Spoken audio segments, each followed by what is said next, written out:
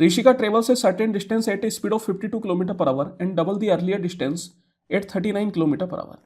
तो देखिए बोला जा रहा है कि ऋषिका कुछ सर्टेन डिस्टेंस को, मान लेते हैं ए से लेके बी, इसको 52 किलोमीटर पर आवर की स्पीड से कवर करती है।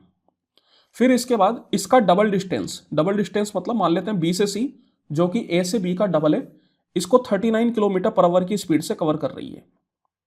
फिर बोला जा रहा है she then returns to the starting point through the same root.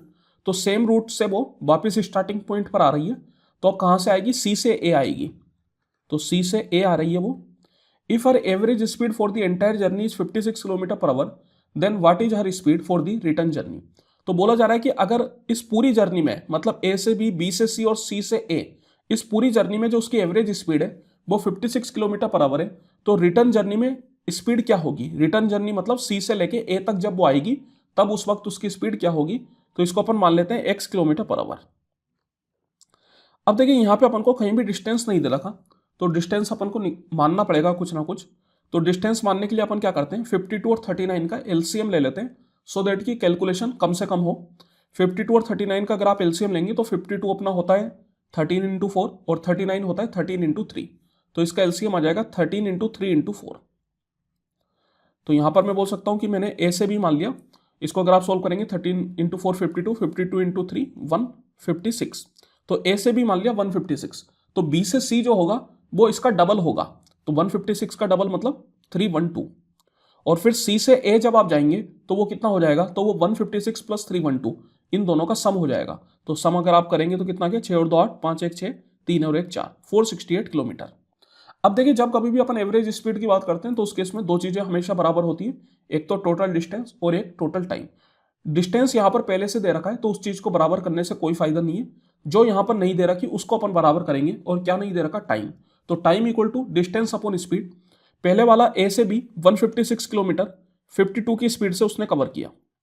फिर इसके बाद 312 किलोमीटर 39 की स्पीड से कवर किया, और फिर इसके बाद वापिस आते वक्त 468 किलोमीटर एक्स की स्पीड से कवर कर रहा है। दिस इज इक्वल टू, अब यहां पर देखिए क्या करेंगे अपन, total distance upon average speed. तो टोटल डिस्टेंस कितना होगा? 156 प्लस 312 प्लस 468। तो एक तरीके से 468 का डबल हो गया, बिकॉज 156 प्लस 312 भी 468 है। तो तीनों को जब आप सम करेंगे तो कितना आ जाएगा? 468 का डबल। तो इसको मैं 2 इंटू 468 लिख देता हूं, divide by average speed. Average speed कितनी है? 56। तो यहां से अब अपन क्या करेंगे? एक्स की वैल्यू निकालेंगे। तो देखिए सबसे पहले तो ये 52 का 4 टाइम्स चला जाएगा, और ये 39 से कितनी बार 4 टाइम्स नहीं 3 टाइम्स चला जाएगा, और ये 39 से 8 टाइम्स। इसके बाद यहाँ पे देखिए 2 से 28, और डायरेक्ट तो नहीं होगा, 4 से काट लेते हैं, 4 से 7 बार में, 4 से एक बार में, एक बार में और 7 बार में। तो यहाँ पर 8 और 3 11, तो 468 बाई एक्स इक्वल टू आपके पास आ गया 117/7 माइनस 11। सोल्व अगर आप करेंगे तो 7 इंटू 11 77, 117 माइनस 77 हो गया 40, तो 40/7। तो x इक्वल टू आपके पास बन गया 468 इंटू 7 डिवाइड बाई 40। 4 से अगर मैं इसको काटूँ तो 4 से 10 बार में, 4 से ये एक बार में, एक बार में और 7 बार में, 7 7 जो 49 की 9, डिवाइड बाई 10 करूँगा तो एक डिसमल आ जाएगा, और ये 11 की एक कैरी चला गया, तो 81.9 किलोमीटर पर आवर ये हो जाएगी उसकी रिटर्न की स्पीड।